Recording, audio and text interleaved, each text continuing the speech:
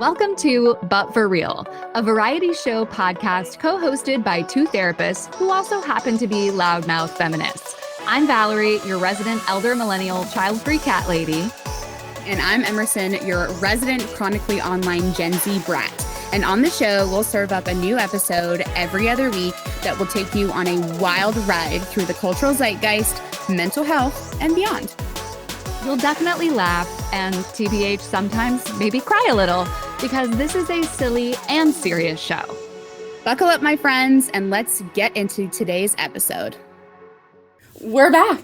We're back! Again. We keep coming back because Somehow, I want to come back. Somehow the passage of time keeps moving on. No, it feels like it's been a mini since which in a way Like it a has whole- been, but it yeah. hasn't also. It's been a whole lifetime, though. Right? Are we already 2 years into this administration that won't start for another 2 months? No, that part. Yeah, I feel like last episode, when we filmed, it was right before the clusterfuck of the election and just a whole lot of big spiel feelings. So we kind of left off last time of like a future message to self, and I very quickly listened to our last episode to remind myself of what that message was that I left myself. Yes. So yeah, just in this like post-election era, what's your schmood? How are you schmoody? What's your feels? I mean, I think I probably speak for a lot of us when I say I knew this was possible. Sure, of course. But I did not think it's what was going to happen. I thought we were better. My bad. My bad. So yeah, it was quite a bit to process. And so I think like just, one of the things that, did you watch that, Emily Nagoski thing? I didn't watch all of it, Yeah. but I do really love her. So good. So, we'll link it in the show notes, but it's Emily Nagoski, the author, researcher. She shared a video in the days afterwards. It's like long. It's like 14 minutes. Yeah. I even tried like scoping over on YouTube because I'm like, I hate watching a 14-minute video on Instagram. And I you can't like times rewind. speed it, Like, yeah. You can't anything. No, it's not on YouTube yet, at least. But it is worth the watch. She shares an idea from the moral philosopher Adrian Martin. This idea of unimaginable hope, because essentially if hope is contingent on believing that a desired outcome is likely or even possible, then like that's a pretty fragile hope, right? Especially in this day and age. And so I really just appreciated how she shared like that, for her, I think probably she didn't get into too many personal specifics, but it sounded kind of like both state of the world and also just like personal mental health. Yeah. She's like, my hope broke 20 years ago. And I have continued marching on and getting 2 advanced degrees and writing 3 New York Times bestselling books and so, I have this idea, this alternative that for those of you who have lost the ability to hope, there's this other thing here, right? So I just really, really loved it in my existential shit. Sure. So recommend it strongly. It'll be in the show notes. Yeah, anything else you want to say? Not much. Yeah. I think we at the Gaia Center we have the Breakfast Club. That is our monthly staff meeting or just collective meeting, and so that really was just like such a nice like centering point. I think I was kind of just like feeling a little bit confused and just a little bit like just unsure, and then that was just such like a nice grounding place. And I feel like after that morning, the concept of active hope that we've kind of been sprinkling in and talking about, and just me really thinking of like what inspires me, what propels me forward in my values and my feminism, what that looks like. I'm ready. Like, I'm ready. I'm excited to see like what's to come.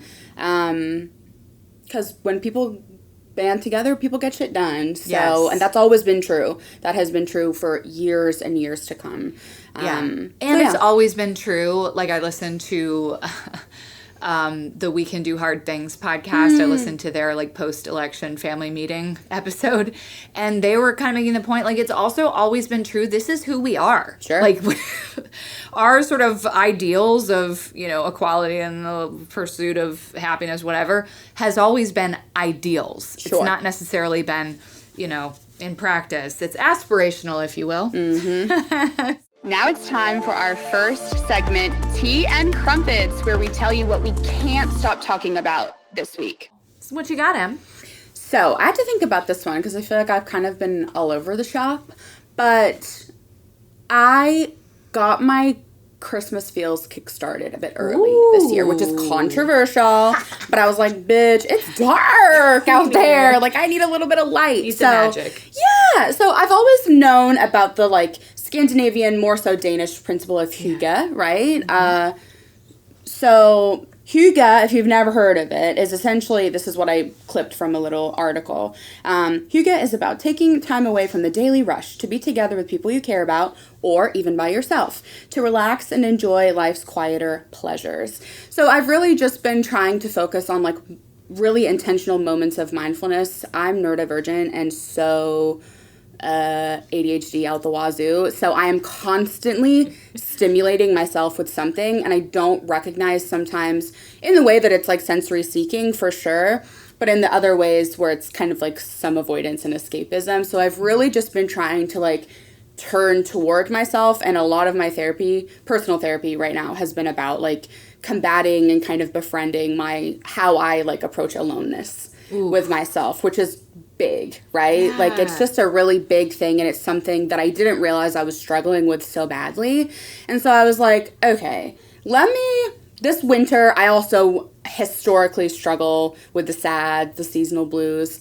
So I've just been really trying hard this year to like come across this like a lot more like just like a lot more like holistically with myself of how I want to spend these like slower winter months, and kind of befriending myself for the first time. I think, like, I was gonna say again, but I think really there's a true befriending of self and aloneness in the symptoms of my mid-20s, as I often say. So I've been really enjoying this. I busted out my knitting last night. I love coloring in the winter. I love just like sitting and kind of basking in like small like ambient lighting, doing some breath, just breathing, activating the 5 senses. So yeah, that's kind of my like take on Hygge right now, and I think everyone go look it up. We'll link the little article that I put in the show notes. Yes. But yeah, very cool. And this might come in too with our advice segment, but I'm going to mention it now so I don't forget. Hearing you talk about that reminds me of like, I used to be like, ugh, the whole concept of main character energy, because I'm like, oh my God, everyone's so self-obsessed and like, I don't like it. But where it became really useful for me was in those moments where no one is watching and I can do whatever the fuck I want. I can put the thing in the grocery store back on the wrong shelf halfway across the store from where it belongs, whatever, right? I can sit on my phone and doom scroll and like no one's gonna know. But it's almost like, I like the idea of like, okay, but if I am the main character and I was being, filmed right now, it's not like to live your life performatively, but more just like, I want to be proud of how I'm showing up even when no one's watching. Right. So if I can do that in a way that allows some imperfection, I think about, because those moments when we're alone, that's when like, ooh, the like ugliest shadow parts can come out. And like sometimes they need to breathe.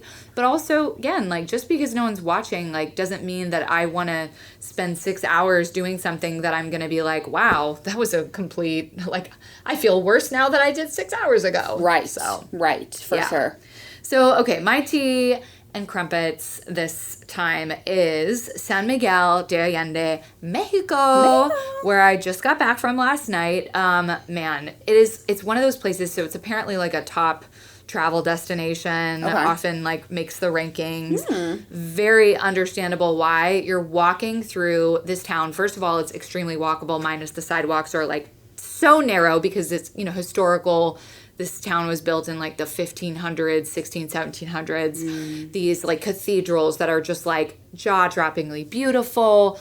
All of the architecture is stunning. Wow. There's so much art and restaurants. Like, it is a town built for tourists. So, you know, I have like some weird feelings about that. Sure. Like, it's all commerce, it's all capitalism, but it was just beautiful and such an experience.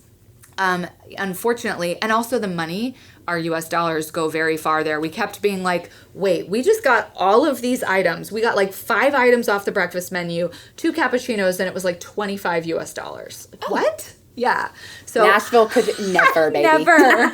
It's like, that is just the cappuccinos. Yeah. Maybe a scone. So yeah, it was really incredible. Obviously, the whole purpose was my friend Brad's wedding to Steven, his now husband, and it was phenomenal, like a wedding experience of a lifetime.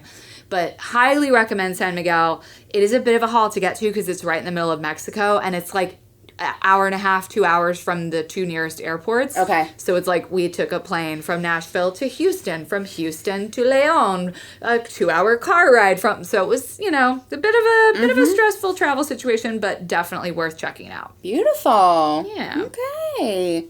Yay. Now it's time for Step Into My Office, where you get advice from your favorite professionally qualified, personally peculiar therapists. So, let's kick on in. Dear Em and Val, I am seriously struggling with the seasonal blues. I work a 9-to-5 job, and I feel like there is literally no time in my day before it gets dark. Everyone around me seems to be echoing what I'm experiencing, but my evenings are filled with doom scrolling, dread, and a severe lack of motivation to do anything, and I feel so alone. I experience this almost every single winter, and the upcoming holiday season adds so much pressure that it feels unbearable some days. Any tips on what to do? Sincerely, buried under my bed sheets. Took the words relatable, out of my mouth. right? Yeah. What's your take? Well, of course, one of the first things that comes up, and I feel like, did we talk about this in the previous ep? I can't remember, but is the light therapy. Especially with having used the, on my recent trip to Greece when I used the Time Shifter app. So I was sort of reading through that process, how our exposure to light has such a huge impact on our circadian rhythm. So much. Yeah, and so, like, of course, the earth is trying to tell us, girl, it's time to hibernate, right? Like, and yet, capitalism, she do not be slowing down for us. So we've got to keep up our normal schedule while our circadian rhythm is like, no, thank you. So I do think that the light is huge. We recently put one in our waiting room. So like, fab. Yeah, like I just, you know, and of course, like anything, make sure you do your research or talk to your doctor. There are some contraindications. Even though it's just bright light, but there can be. So that is definitely one that comes to mind. What about for you? Yeah, I think just in my years, I mean, like, even from my tea and crumpets, like, maybe look at Hygge, girl. Yeah. Like, see what that means for you. I think there is so much pressure, right? Like, with the holidays, but also, okay, so now I have to start, like, I swear to God, it turned November 1st, and my TikTok was like, come do 75 hard with me, because I want to be a better person until January 1st. And I was like, whoa, like, if that's your truth, like, sip that tea, like, I love that for you. And I instantly was like, should I be what? And I was like, no. Because you know yourself and you know what's sustainable. So really look at what's sustainable for you. We can't control the weather, right? And we can't control the fact that we fell back and we have to get up when it's dark and things like that. But I also really love, from the ADHD component, like, I love challenging my personal, like, concept of time. I'm very, like, time disoriented. I always think things take way longer than they actually do. So a couple of evenings a week, like, I'm at my ASL class and it's from 7 to 8 and it's really dark when I get there and it's really dark when I leave. But inside it's like warm and fun and I'm there with like peers and everything like that. And it's 2 hours in the evening of my week. And it just gives me like a little bit of a zhuzh. So maybe look for, I'm a huge fan of a zhuzh or razzle dazzle. Like, even the shit that you're already doing, just zhuzh it like, a little bit more. Can you get some really great little candles? Like, go get a 50 pack of tea lights, girl. Exactly. Quickly. I know. The other thing that comes up for me with this is I'm obsessed with the idea of sort of creating your own personal protocols and also having the awareness that when things change, whether it's like your life circumstance or the season or whatever, your protocols probably need to shift too, That's right? smart. So it's like there's this organization called Heroic. I'm sure I'll share more about it just throughout. But basically the way that they frame it is like there's your big three: your energy, your work, your love. So like relationships, your sort of contribution, work stuff, and then like the energy that makes it all possible, right? And so what are your sort of protocols within each of those things? Like what are the things that when I'm doing well, I'm doing this thing. When I'm doing well, I'm not doing this thing, right? And so your protocols might need to shift during the dark winter months. So I would just encourage people to take a look at that. And if you want help, there's the Heroic app too. But there's a lot of ways that you could kind of create your own custom protocols. Yeah. And like check the protocols, some light. I don't know. I feel like I'm always a believer in like if you think you have low vitamin D, girl, go get a blood panel. Or exactly. And supplement if you want throughout the winter. Like, most of us are deficient, right? Oh my gosh, you're kidding. All of us therapists inside. Anytime I'm in a therapist gathering, everyone's like, so who has a vitamin D deficiency? I'm like, bitch, all of us. Should we just be like, instead of like taking Jell-O shots, we're just like taking shots of vitamin D? I say Jell-O shots like that's still a thing that I do, I mean, I don't know if I've ever done a Jell-O shot.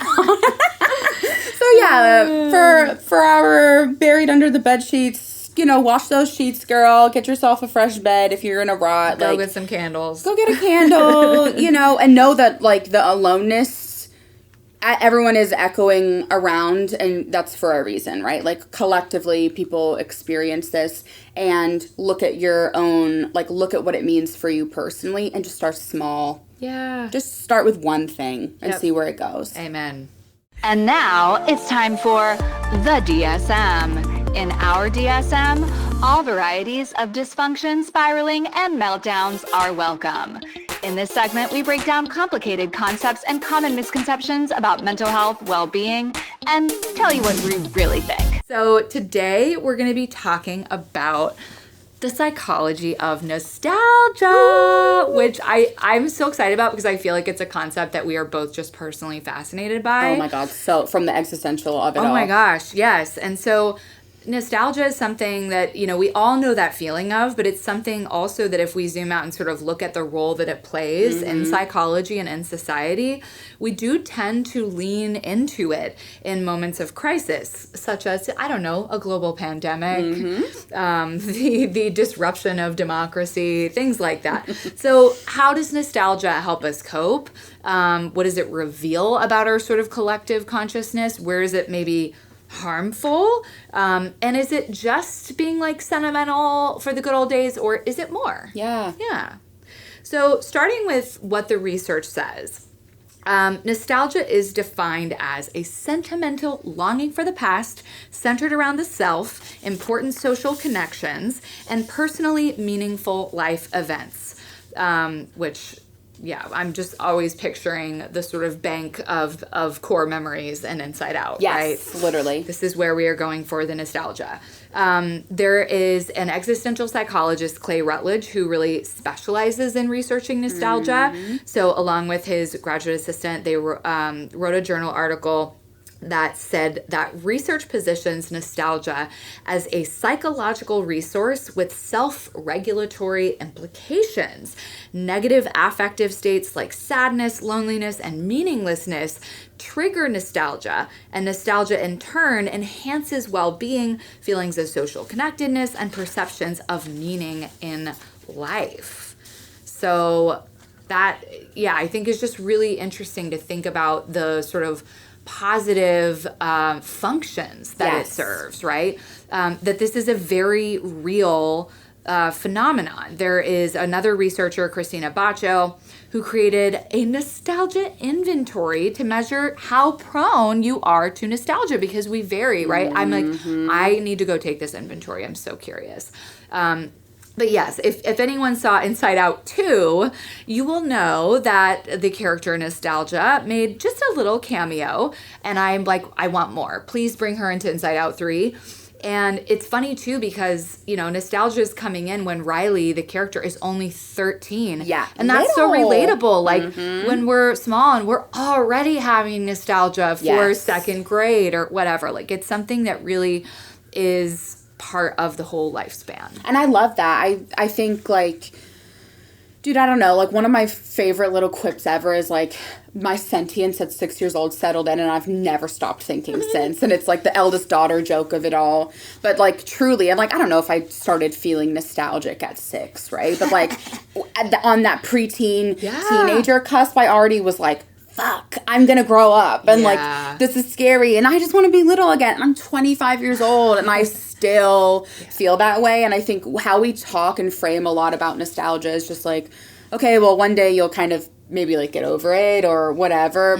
I think a lot of the times, because it's that sentimental or like melancholy feeling, it can be discomforting sometimes, or it can be jarring of like, oh my God, I'm reminiscing on my life. My life is never going to look like this ever again. I'm freaked out. Right. And especially if you're comparing yourself, like that's sort of the shadow side, right? As if you're like, oh, think of when my life was so much better. Like, you know, I think sometimes our nostalgia colored glasses are only telling part of the story. Yes. If nostalgia colored glasses, what would the lens color be? Ooh, I don't know. We'll have to think about that. It's not rose. No. But it's not maybe like dark either. It's I like feel yellow. It's kind of like, forest like green. this, or like some of the yellowy. It's an interesting. It's hazy. Yes. Dreamlike. It's dreamy, for sure. So nostalgia during a societal crisis. So I feel like obviously we couldn't get away with not talking about how this came up. For me, because I'm 25 years old, the biggest thing I've seen so far that I know and remember is the pandemic. The other kind of large societal crises, I was a baby or not with it. Yeah, like 9/11 I was too. The Great Recession, like I wasn't really with it either. You know, just being a kid and shit. So I wanted to throw down just the resurgence of trends through the pandemic that came up a lot through TikTok and social media. So Y2K fashion out the wazoo. So much. My friend Roxanne, one of the first times we ever hung out, which this was kind of during COVID realm, we were at TJ Maxx and there was this pair of shoes and I very earnestly went, oh my God, these are so Y2K. And she's an elder millennial and she whipped her head around and went, what? And we laugh about it to this day because my little ass was just on TikTok like, oh my God, Y2K, this is fun. Juicy Couture. Vintage. Vintage. So all of the Y2K style aesthetics, Animal Crossing had like such a boom that I did get into. Drive-in movies, just like any of the little quips and things that we saw that had this resurgence that we were clinging to during that incredibly unprecedented time. Rewatch culture during the pandemic had such a boom. I've never watched Gilmore Girls, but I sure know a hell of a lot of the fictional town of Stars Hollow, and no wonder people were just rewatching Lorelai and Maury during that time because we didn't know what the fuck was going to happen. It was really scary. So turning to The Office or New Girl or your, Parks and Rec, whatever your like funny, light sitcom where it's kind of just romanticizing a completely different world than the one you were currently living in, can be that double-edged of like, okay, this is kind of in ways good escapism and also maybe not so flavor of good escapism because what's happening in the current. I even threw down like posting, like the rewatch culture is so big on the internet. I feel like I get like clips of the New Girl of New Girl episodes and I love that. And then I'm in the comments like connecting with other people. So even this rewatch culture of trying to find and access and resource like fondness and safety also helped people connect with one another. If people were making content about this, there's so many rewatch podcasts that boomed. I don't know if I know about the X-Files, but I don't know if buffering. Which, like, one thing I love about some of these modern day rewatch podcasts is we can have an appreciation for the art and the era that was, and we can be like, this scene did not age well, and yet we still can like put it in the wider context and appreciate all the great parts of it, and then hold this discourse around the not so great parts of it. Absolutely, having a little bit more of like a critical lens. New Girl is arguably my favorite show of all time, and I still rewatch it, and there's moments where I'm like, that would not fly today, folks.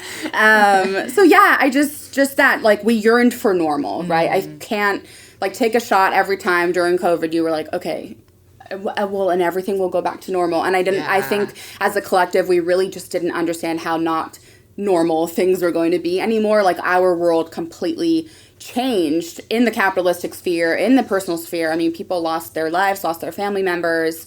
The way that we look at social media and influencing and content creation, short form content, like, everything has changed since before then. And I am incredibly nostalgic for life pre-COVID, and was for quite those first years of the pandemic. And it was really hard. I think I was really cycling through my early collegiate experience and wanting to just, like, have those freedoms again, and just being in my 20s and growing up and letting go of all of those things too. But really just yearning for that normal, that isolation and uncertainty just was allowing us again to reflect on those cherished moments, but being able to take it with a pinch of salt and know, okay, this is what it was in this moment. I can always enjoy that and have fondness here. And now what's next? Like, how do I want to look forward? So nostalgia just boomed, I think, in so many individual and personal ways, and also the collective way we were grieving during the pandemic of what our lives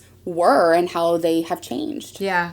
And I think that, the fact that it's coincided with the giant, sort of boom in social media and the ways that we can now come together and share that experience of nostalgia. Like, I think about some of my favorite nostalgia accounts on Instagram. Of course, I'm not remembering their names off the top of my head, but y'all probably know what I'm talking about. Every generation, I feel like, already has its own sort of, like, go-to nostalgia accounts where you're seeing those old clips, or you're seeing, like, this is what my room looked like, and, and it's so fun seeing all of that and getting to sort of, like, bond with a bunch of strangers just because you're part of the same generation. Right. And, bringing back clips of toy ads from your childhood that you are like, oh my God, I still remember this somewhere. It's back in the archives.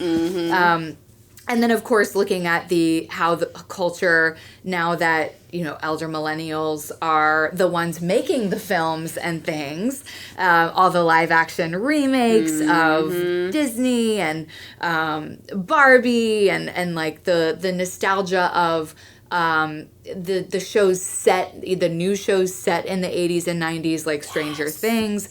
We are all just yearning as these elder millennials for our youth and the feelings that brought us. There was a Washington Post article in 2020 that called millennials the unluckiest generation in U.S. history. I don't know. You guys are coming for us, though. I know, Gen all Z. the school shootings and girl, just the pandemic, all of that shit. But yeah, the financial piece, less of a financial cushion than previous generations, highly educated, but with insane amounts of debt. We weren't yet really questioning, is a college education worth it? We're just like, IDK, give me all the loans. Maxim. Yeah. And then, of course, it's funny, those sort of generational tiffs that happen where, like, your generation will give my generation a lot of shit, and we will do the same thing, right? And it's sort of this way of bonding within in your in-group, right? And, just, like, looking at, like, how we'll get shit for our sort of millennial, gestures and millennial core lingo, exactly. But you guys are loving all of the 90s stuff, and I'm now living it twice through. Not me buying up everything with velvet, lace, rhinestones, sequins. I'm loving it. I'm like here for it all. Another theory that I have that I'd be curious, like, what the research says on this is. There's been this, and this is not even just now, it's been, ever since vinyl sort of made a comeback. For sure. 10, 15 years ago, there's this nostalgia for the physical, the analog, the VHS, the vinyl, the cassette tapes.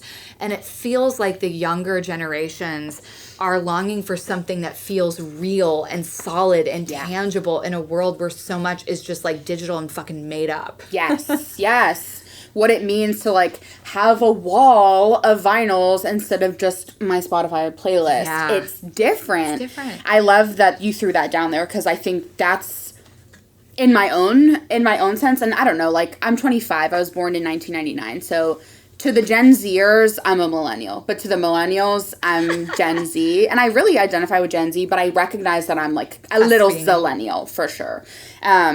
And so one of the things that I threw down, it was an article from GWI. 37% of Gen Zers report that they are nostalgic for the 90s. Some of us That weren't they didn't even live through. born yet, and Yeah. I don't even fucking remember it. But the draw is that that time period was growing alongside social media instead of being fully entrenched in it and technology and all of those things. And so from the article, it stated, like, many feel that the 90s were carefree and it was all about the vibes and having fun. So that counterbalanced with having real tangible things, having that cassette or having that CD or having just things, or Your even Tamagotchi. your Tamagotchi, or just even being able to, like, have your mom's hand-me-down brown lipstick and jeans, and it fit, and, like, the jeans were good and, like, good quality, and it lasts. Like, we're all kind of yearning for things outside of just, like, the fast fashion consumerist realm. So I thought that was so interesting. For me, much like the millennials, I'm just enjoying such a resurgence of, like, specific media. Of note was, like, the Disney Channel shows that I grew up on, like Wizards of Waverly Place and Raven's Home. So enjoying and looking at some of those reboots, yearning for some of those childhood pieces is so nostalgic. Miley Cyrus was, like, a huge part of my life. Hannah Montana literally shaped who I am as an individual. God, and I will say that so earnestly. Like, that girl power, like, that was my first form of feminism for sure. Yes. I was like, Hannah Montana changed my life. Fourth wave of feminism, Yes, Hannah Montana. Hannah Montana, you're kidding. So just even, like, Miley Cyrus released her song Used to Be Young, and she's like reflecting on her life, and I just fucking cried the first time I ever heard it, because I was like, this is it. Like, this is growing up, and this is someone that was, like, such a huge part of my, like, pop culture identity and everything like that. So there's just so much of the resurgence that we're enjoying. And one of the things that I love talking about, I don't know, everyone kind of has a hot take on TikTok's kind of footing in the current music industry for how you go viral and how things change. Noah Khan, Ice Spice, Doja Cat, folks in that realm. But what I really have enjoyed is that, me and my 18-year-old sister are, walking around the house singing Running Up That Hill by Kate Bush. Yeah. And my parents are kind of whipping their heads around going, oh my God, I haven't heard that song in so long. Or my mom's like, oh, I hate that song from this part or whatever. But the way that, some of the songs or some of the artists that are coming through are getting a complete new, like, realm of audience, from these young people, because it went viral on TikTok. And it's just wild to think of, some of the songs I even heard of or knew of when I was young, but now it has a complete new meaning as I'm interacting with the media that it's being paired with. So I just think it's such an interesting thing of how we look at it through media, through fashion, through all of that, how we are, like, how things always come back up around, and the new meaning that we apply to all of it. I just think it's a fascinating time. So but for real, nostalgia is normal. It's a normal, common phenomenon that may be more poignant for more generations than others, really paying attention to that, like you stated, that shadowy part, the double-edged sword, focusing solely on the past instead of the present and the future can be a hindrance to growth, some of that growth versus fixed mindset that we see sometimes. During our ever-changing times, like, dipping into nostalgia is great if you are someone that is just, like, very overly prone to, like, pessimism or rumination, avoidance or escapism. Just providing yourself with, like, a little bit of boundaries. Give yourself a container, then go do something else about it. Put yourself on a timer, much like we've kind of reflected throughout all of our episodes. But knowing where you draw the line in the sand with certain things, and knowing that it's a normal aspect. And I think nostalgia is going to be something that continues. Yeah. in every sphere. and right, in a deeper way than ever because of how much everything is captured now, right? Like, I can only be so nostalgic for my childhood photos because there's just not that many of them, right? But people who are growing up now, they have literally an entire digital archive of their whole lives, so you could revisit any of those points and, again, just, like, squeeze the good juices out of it, but beware when those nostalgia colored glasses start to take you into a dark place. That you are probably having a little selective memory. And let's also focus on, like, what's great in your life right now. Yeah. Heard. And now, our musical segment. Now that's what I call Okay, where Emerson and I each share a song with each other each week as representatives of our respective generations. We tell you a little bit about the song or artist, and then we press pause, we share the song with each other, and then we come back for our live reactions. And we're capturing it all on a Spotify playlist linked in the show notes for you. Okay. What song did you bring today? So, of course, I had to nostalgia theme my song today. Yes. So, I chose Potential Breakup Song by Allende and AJ. Have you ever heard of them before? I don't know if I've heard this song. We'll find out. But I've heard of them. I don't know them well. Yeah, this is just like one of the... I was like, okay, girl, pick something good. I literally wrote, used to bump this shit so hard. They released an explicit version, though, in my adulthood. So it just was like a quadruple feeling of nostalgia. It was amazing. So that's the one I linked because I feel like when I was listening to it, I always would kind of throw in like a little cuss word because I felt like it needed that extra spice, and they just understood the assignment and they provided it for us that are now an adult. So Allie and AJ are sisters, have notably come from the Disney Channel original movie Cowbells. Banger. And I've had a music career since early 2004. Actors, singers, they're kind of just those queens. All right, I'm excited to get schooled. Yay. That was fun. Fun, right? Yes. Like, you kind of just want to like bop, get bop, up bop, and bop. bop. Yeah. A great car song. Yes, when you're I just could see like, that. I enjoyed that. And I don't think I'd ever heard it. So Yay! Always learning new things. Yes. Okay, I can almost guarantee you've not heard my song. Because I think I mentioned how, there's like such very specific subgenres and eras of like pop punk, emo punk, all of that. So one of my biggest nostalgia albums is Stay What You Are by Save the Day. Okay. They were this like little kind of emo punk band that formed in 97 in Princeton, New Jersey.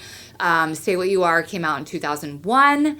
And it was like one of those things where already people are like, they went too poppy, right? But I really enjoyed the sound of this album. Yeah. So, and I pulled up the actual music video because I was like finding the lyrics, and I was like, oh no, this video, we're gonna watch this video because he looks like a child. Chris Conley, the lead, he's 21 in this video, but it's a cool video. Yeah. Even though of course the footage is like very grainy because. Whoever, no one digitized the original high quality, we'll just say that. So this is called At Your Funeral, and it's very catchy. I like it. Cool, right? I feel like at one point I was like, is this an American Pie? It just like has that like, I think we said it the last time, where it just has that like, that era. Yeah, it just like elicits a feeling, which again is so funny because like, which I was not sentient during this time, really. But it's like, it just like has like it feels like cozy. Yeah. It feels it's like, it's just like the emo kid hug. Where right. It's like, Yeah, and that video, like how appropriate. Oh my God, for, you're kidding. It's like, you go and watch it. We'll have it in the show notes. But it's like really you see an cool. entire sort of life cycle of someone's life. Like, whew. No, I was like, okay, lifespan. Let's literally work. I love it. Oh my gosh, you're culturing me. Welcome to the segment, Wait, What? Where I fill Val in on all of the internet vernacular and lore so that she doesn't end up being an irrelevant elder millennial. So what's your truth this week? Okay, so I want to understand what is the deal with Snapchat, because I feel like whatever year it was when that came out, it was just like kind of the only point was to send inappropriate texts and videos and stuff that you knew would disappear. Right. But my understanding is that a lot of the younger generation uses this just to like communicate with their friends. Like, help me understand why. What seems redundant? Why not just text or whatever? Like, what's the deal? For sure. And I think even just Snapchat, like from when I had it when I was literally 14 years old in high school to now me still having it at 25. Seeing the changes within the app is just already crazy. But I think where it lands with the younger generation, Snapchat to me is like the OG. Like Be Real came, and like I never even had Be Real because I was like, well, what the fuck? We all have Snapchat. Like it's the same shit. But I feel like it's very much that way. So Snapchat, if you're trying to, when I was in college and trying to date and stuff, oh my God. You wouldn't exchange phone numbers. Oh my gosh. You're talking on Snapchat. And it's shiesty because it's disappearing after 10 seconds. And like, it's just ooey. So I feel like if you're trying to do shiesty shit, you're doing it on Snapchat still. But I don't know. Me and my best friend Val, we Snapchat like just like a little here and there throughout the day. So, the streak culture in Snapchat. I never got into that gig because, mama, I have ADHD and I can't keep up. But streak culture, I feel like I know adults that are still, like, I have an 8,000 whatever. Like days of using it? Okay. With a certain person. Yeah, and so there was kind of dude, I'd be like a badge of honor for the for the friendship or whatever. Yes, yes. Like I have distinct memories of being in college and someone being like, I'm going on a cruise and my Wi-Fi is going to be weird. Can someone keep up my streaks? Like there was a very specific point in time within Gen Z culture, I think, where this was like a thing. Wow. Now, I feel like, and sometimes I'm kind of out of the loop. I deleted like everyone but 5 people off Snapchat because I was like, I don't care. Yeah. I don't post Snapchat stories. It's really just like quick little communications with a lot of my like long distance friendships and relationships. So of just like a but I still text and call and FaceTime those people. So I feel like I'm kind of the more millennial trope with how I use Snapchat now. I think it's still reasonably big amongst the kids. Okay. So, which this is not on the list, but now I'm curious because Marco Polo, like I have friends, I don't know if your generation uses that at all. I have friends who are trying to get me to use it. And I'm just like, girl, you have to pay $50 for premium. And if you don't have premium, then you literally have to watch the video in real time while doing nothing else on your phone. Yeah. Like, just, you can do videos on WhatsApp. Like, you can do, I don't want to look at your, I don't need to look at your face while you're talking to me. I mean.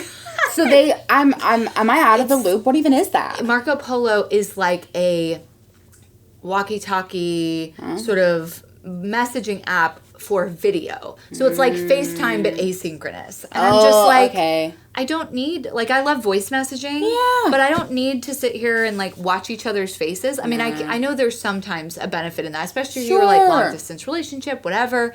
But I just like the flexibility on something like WhatsApp where you can go back and forth between text and video and audio. Agree with that. So I'm just like, I feel like maybe Marco Polo is like, that's too old for me, and Snapchat that's too young for me. So I'm just finding my Goldilocks era.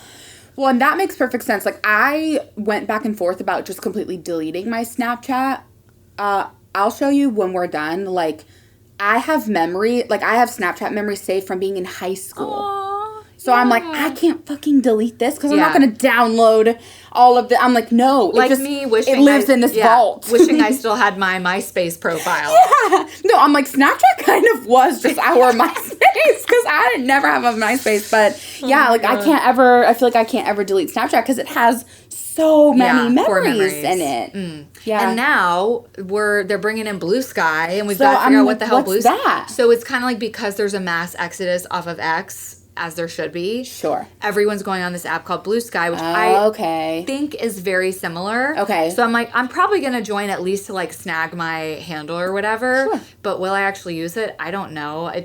I never really got into using Twitter very much. There was only periods like way back in early Twitter days where I was kind of on it more.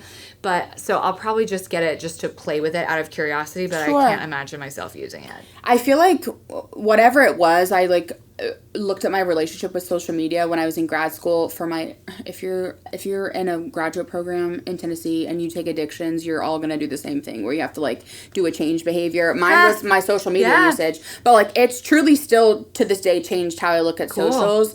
I stopped using Twitter during that time, deleted it. So like I never even used X. I never used Threads like through Instagram. I just like don't care. No, I kind of don't care either. Like I'm definitely in that more like, what is the JOMO, like the joy of missing out? Yeah. Right? Sure. Like, you know, I know that I don't need to care. I'm sure there's funny things happening and witty things happening, but like, you know, if it's really that good, someone will screenshot it and post it to Instagram and I'll see it as part of a carousel. And I agree with that. And I'll still laugh at it and then send it to you. And Exactly. I'm like, there we go. And now for our last segment of the show, welcome to Fire Dumpster Phoenix. It is rough out there, y'all, and we need all the hope we can get. It's time to go dumpster diving for some positive news and rise from the leftover Happy Meal ashes together. So, my little story today is that Congressman Andy Kim won his race for a U.S. Senate seat in New Jersey last week. He was raised by Korean immigrant parents in New Jersey, and he has made history becoming the first Korean American to be elected to the U.S. Senate. He has quite the resume. So he was a Rhodes Scholar. Oh, wow. He was a diplomat as the Iraq Director of National Security Council under Obama. He had a role similar in the Pentagon. And then this was so cute. And I don't remember seeing this at the time when it happened, but there's this picture that another congressman was like walking through the Capitol somehow on the night of the insurrection 4 years ago and sees Andy Kim by himself wearing his mask, like on his knees, picking up trash from the insurgents. Oh my God. Like was just doing it not for attention, not for praise, was just doing this by himself at 1 a.m. that night.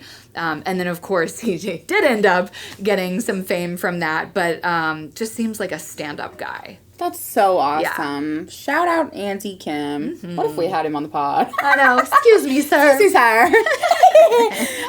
So my share for this week, I saw this came up on my TikTok For You page, and then I went and plugged the article for it. But a California mom shared her live reaction to passing the bar exam on the first try.